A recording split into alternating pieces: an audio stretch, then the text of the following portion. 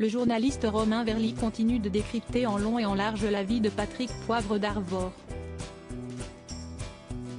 Plusieurs mois après la diffusion d'un premier portrait dans Complément d'enquête, il s'apprête à publier le livre Prince Noir, qui sort ce mercredi 8 février.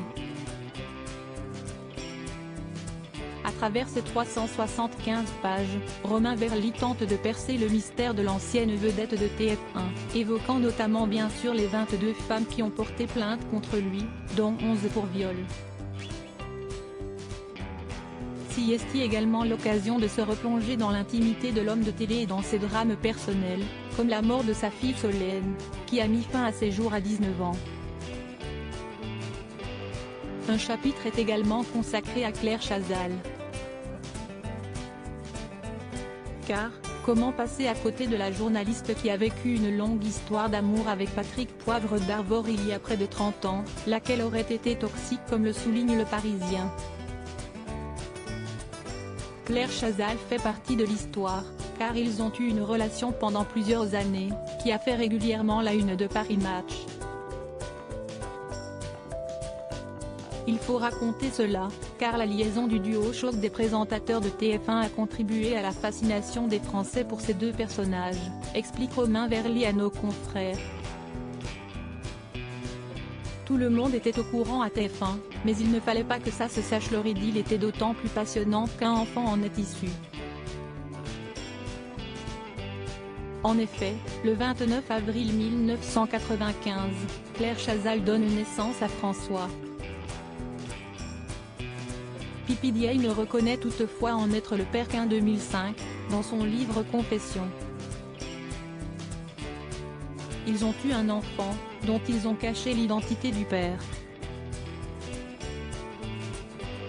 Tout le monde était au courant à TF1, mais il ne fallait pas que ça se sache. C'était risible, Romain Verly commente-t-il à ce sujet. Pour écrire son livre, le journaliste s'est appuyé sur des témoignages, de victimes mais aussi de proches restés dans l'anonymat. Il a également relu avec attention tous les livres de l'ex-star du JT, dans lesquels il a trouvé des passages effarants qui laissent des indices selon lui sur sa fascination pour les femmes. En revanche, Romain Verly n'a pas obtenu de déclaration officielle de Patrick Poivre d'Arvor ni de son clan. Je n'ai eu que des refus polis, a-t-il fait savoir, précisant, ils m'ont laissé travailler pendant 1 an et demi. L'auteur n'a ainsi pu que constater de l'aura dont bénéficiait son sujet encore aujourd'hui. Il y a une omerta très forte dans son entourage. Il est toujours aussi compliqué de parler de PPDA, qui a quitté le JT il y a 13 ans et qui a un genou à terre, est-il obligé de reconnaître. PPDA le Prince Noir pourra-t-il sortir ? Ce mardi 7 février, Le Parisien a apporté une nouvelle information de taille. Il se pourrait bien que le livre de Romain Verly ne puisse pas sortir, moins de 24 heures avant sa parution. En effet, l'une des victimes présumées de Patrick Poivre d'Arvor a saisi la justice pour atteinte à la vie privée, obligeant le tribunal de Paris à devoir statuer en référé à partir de 14 h aujourd'hui.